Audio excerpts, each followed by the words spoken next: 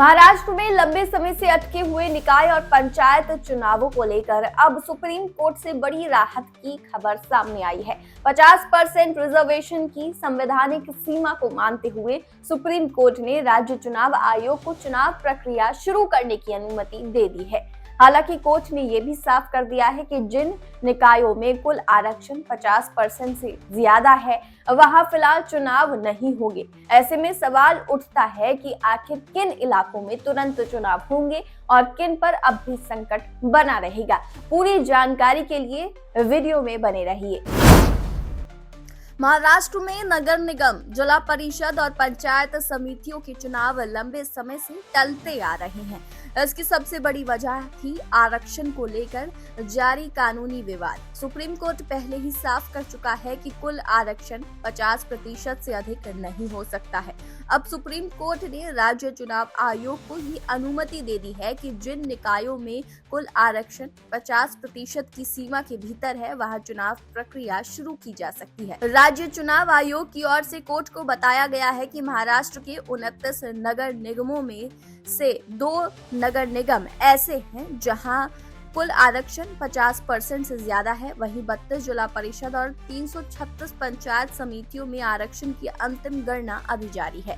Supreme court ने ये भी साफ किया है कि जिन निकायों में आरक्षण सीमा के भीतर है, वहां चुनाव की प्रक्रिया तुरंत शुरू की जाए। इसमें मुंबई की भ्रमण मुंबई नगर निगम भी शामिल है, जहां काफी समय से चुनाव रुके हुए हैं। राज्य चुनाव आयोग ने कोर्ट को भरोसा दिलाया कि वो जल्द ही चुनाव कार्यक्रम की घोषणा करेगा।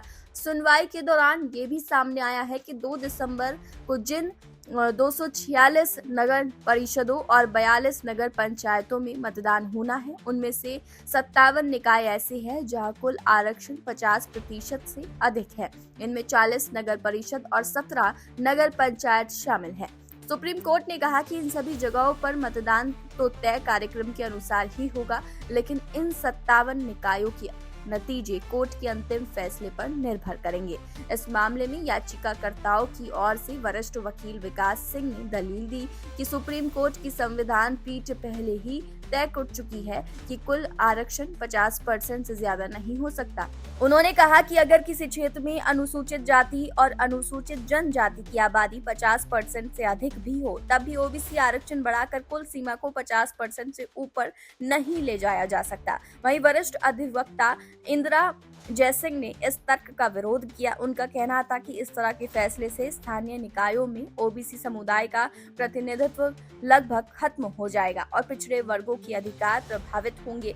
उन्होंने जोर देकर कहा कि आरक्षण की गणना करते समय सामाजिक न्याय और प्रतिनिधित्व को प्राथमिकता देनी चाहिए। सुप्रीम कोर्ट ने इस पूरे मामले में 21 जनवरी को अंतिम सुनवाई की तारीख तय की है। माना जा रहा है कि इसी दिन ये तय होगा कि महाराष्ट्र में स्थानीय निकाय चुनावों में आरक्षण का अंतिम फॉर्मूला क्या होगा। कुल मिलाकर फिलहाल महाराष्ट्र में उन सभी निकायों में चुनाव का रास्ता साफ हो गया है जहां आरक्षण 50% की सीमा के भीतर है। वहीं जिन जगहों पर ये सीमा पार हो चुकी है, वहां अगला फैसला अब सुप्रीम कोर्ट की अंतिम सुनवाई के बाद ही होगा। तो अगर आपको ऐसी ही अहम राजनीतिक और कानूनी अपडेट्स सबसे पहले चाहिए, तो हमारे चैनल को सब्सक्राइब करें, वीडियो को लाइक करें और ज्यादा से ज्यादा शेयर करें ताकि सच और सही खबर हर किसी तक पहुंच सके।